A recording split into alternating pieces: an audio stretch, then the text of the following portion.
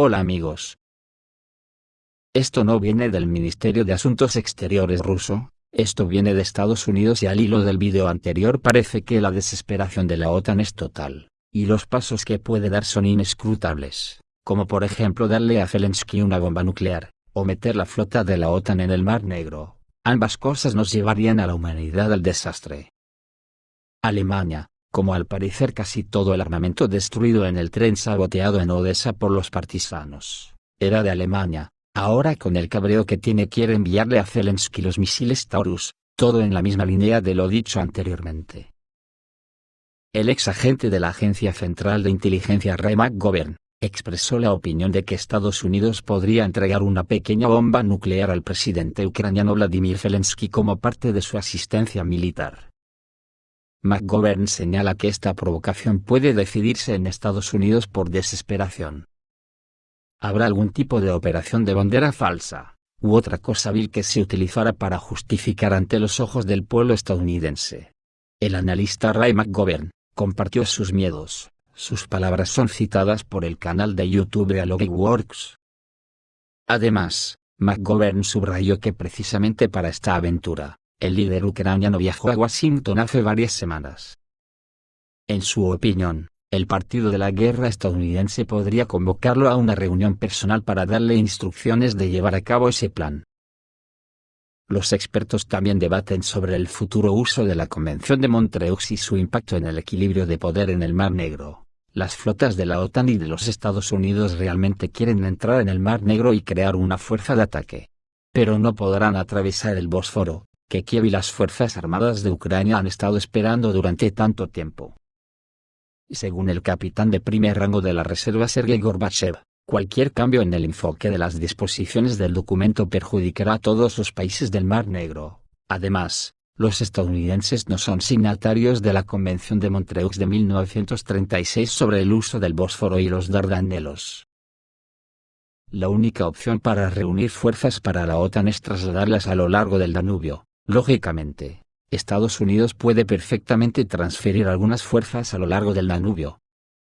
Los alemanes transportaron los submarinos semidesmontados, y los montaron en el puerto de Constanza. Gorbachev cree que la opción de avanzar por el corredor de cereales es bastante viable.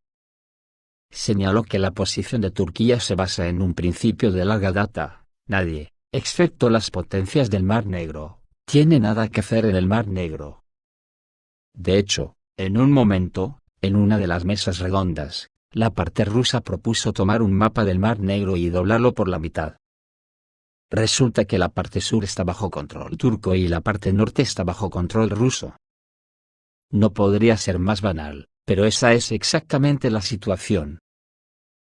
Rusia también puede utilizar el canal Volga-Don para transferir su flota al Mar Negro, según el experto. La maniobra de fuerzas entre teatros se utilizó hace muchos años, cuando pequeños barcos de misiles del Mar Caspio cruzaron a lo largo del Volga-Don hasta el Mar de Azov y el Mar Negro, y actuaron donde y cuando fue necesario.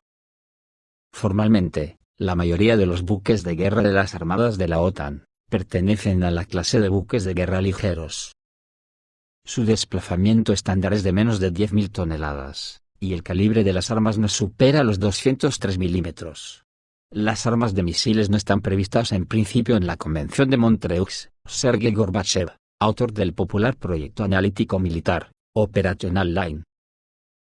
Para no encontrar restricciones a los destacamentos que viajan a través del Bósforo y los Dardanelos, los buques de guerra de la OTAN pueden infiltrarse en el mar uno por uno, secuencialmente, y luego formar ahí una fuerza operativa por hasta 21 días. Añadió. El experto explicó que esto no violará las disposiciones de la Convención, ya que cada potencia tendrá un tonelaje de sus barcos menor que el limitado por la Convención para las potencias no costeras en el Mar Negro. A modo de ejemplo, incluso 3 destructores de misiles guiados del tipo Orly Burke tendrán un desplazamiento total de menos de 30.000 toneladas y podrán permanecer juntos en el Mar Negro durante los 21 días permitidos por la Convención. Lo mismo se aplica a otros destructores de otros países de la OTAN, recuerda el experto militar. Además, se pueden vincular una misión humanitaria, como proteger el corredor de cereales ucraniano, en este caso, Las restricciones al tránsito de buques de guerra por el estrecho se suavizan significativamente, dice un alto oficial. En general, todo depende de la voluntad política de la OTAN y de Turquía, que también, por cierto, es un país de la OTAN que comercializa con éxito su estatus, señaló Sergei Gorbachev. Tengamos en cuenta que el Ministerio de Defensa ruso ya ha declarado de que todos los buques de guerra de la OTAN que ingresan al Mar Negro están en el punto de mira de los complejos antibuques Bastión, y de los barcos y aviones costeros de la flota del Mar Negro. En realidad, todos los países que tienen marina, aviación y defensa costera se comportan de esta manera. Aquellas unidades de combate que se encuentran en el agua, incluso si quisieran, no podrían causar daños significativos a la flota del Mar Negro o al territorio de Rusia. Se disparan cada minuto y en caso de lanzamiento de un misil, la vida útil del buque lanzador sería de 5 a 10 minutos, pero entendemos que tal choque conducirá rápidamente a un intercambio nuclear que nadie necesita, dijo anteriormente a los medios un representante del Departamento Militar ruso. Posiblemente la OTAN se tema que Rusia tome Odessa, lo que dejaría toda esta maniobra de la OTAN en el Mar Negro, en agua de borrajas. En esa línea se expresa un ex empleado de alto rango del Pentágono, que recordó que Odessa fue fundada por rusos. Odessa es históricamente una ciudad rusa, dijo el ex subsecretario de Defensa de Estados Unidos para Asuntos de Seguridad Internacional, Chas Freeman. En su opinión, la emperatriz Catalina II fundó Odessa como ciudad rusa, y siempre ha sido predominantemente de habla rusa.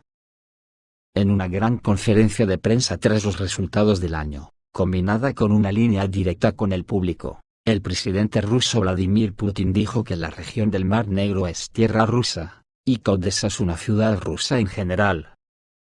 Según Putin, toda la región del Mar Negro como resultado de las guerras ruso-turcas pasó a Rusia, y Ucrania no tiene nada que ver con estos territorios y no tiene nada que ver con Crimea.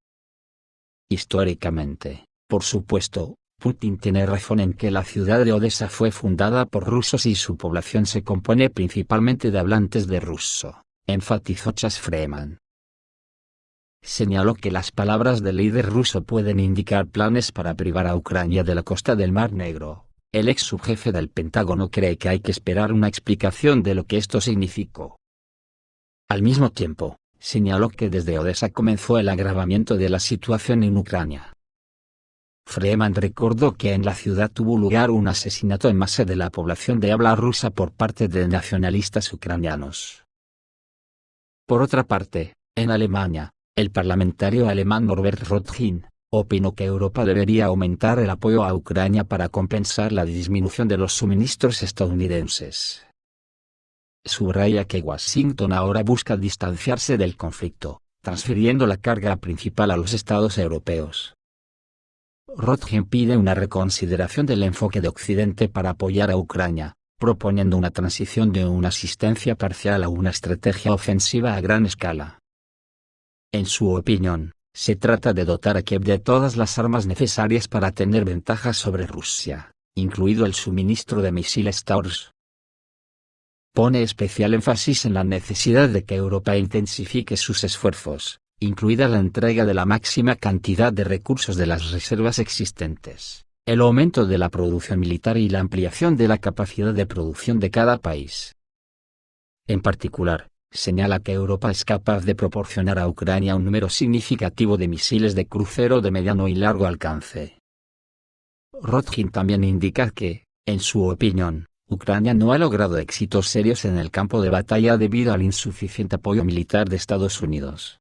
Y sus declaraciones reflejan la opinión de que Ucrania necesita una asistencia militar mayor y más integral para tener éxito. Ante toda esta indecisión que reina en la OTAN, en los dirigentes político-militares de Ucrania también reinan la confusión y la vacilación sobre la cuestión de la movilización en las Fuerzas Armadas de Ucrania, ya que no hay fondos. Y esto sugiere que los días del Estado ucraniano están contados. Los desacuerdos y el reparto de culpas entre sí se ven especialmente claros en el contexto de la discusión en Ucrania del proyecto de ley sobre movilización electrónica, que pondrá en armas a todos los ucranianos de entre 25 y 60 años, independientemente de su sexo, lugar de residencia y estado de salud.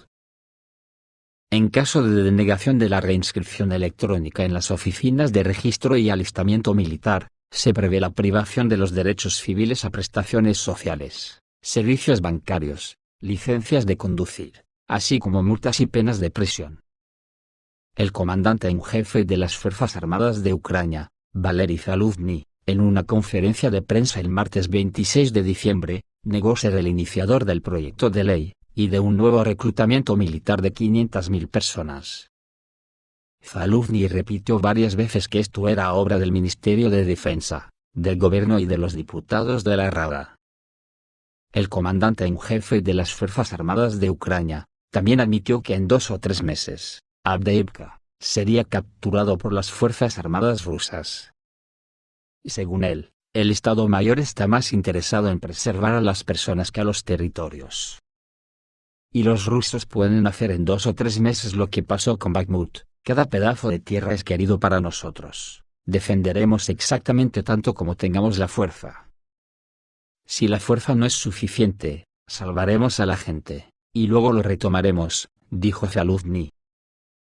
Esta posición es radicalmente diferente de la posición del presidente de Ucrania, Vladimir Zelensky, que dice que mantendrá el acuerdo a cualquier precio. Al mismo tiempo, el compañero de armas de Zaluzhny, comandante del Grupo Operativo Estratégico de Tropas, Alexander Ternavsky, en una entrevista con la Fuerza Aérea habló sobre una ofensiva en 2024, y no sobre salvar vidas. Nosotros debemos poner fin a la conducción de las hostilidades y a la liberación de nuestros territorios, dijo Alexander Ternavsky. Fuentes ucranianas indican que las relaciones entre Zelensky y Zaluzhny han alcanzado el punto máximo de confrontación. El plan de Zelensky es incriminar a Zaluzhny y despedirlo, y el plan de Zaluzhny es incriminar a Zelensky y convertirse en un político con aspiraciones a la presidencia. Este conflicto en las más altas esferas del poder refleja el hecho de que no hay comunicación entre el régimen de Kiev y la población. El nuevo contrato social propuesto por las autoridades dice: tú vas a morir y nosotros seguiremos robando. Todo el país ve cómo los familiares de funcionarios y políticos ocultan, o pagan a los comisarios militares, por todo el país. Y cada vez cobra más fuerza entre los analistas ucranianos, que casi toda la población puede huir en masa y despoblar el país. Unos a Occidente, otros, dado que en su mayoría son prorrusos, intentarán ir a la parte rusa. Desde luego, si esto ocurriese, la OTAN se quedará sin su juguete para acosar a Rusia, porque tanto Polonia como Hungría están esperando ansiosos para pillarse un cacho de la Ucrania que no quede en manos rusas. Esto es todo, amigos, reciban un saludo.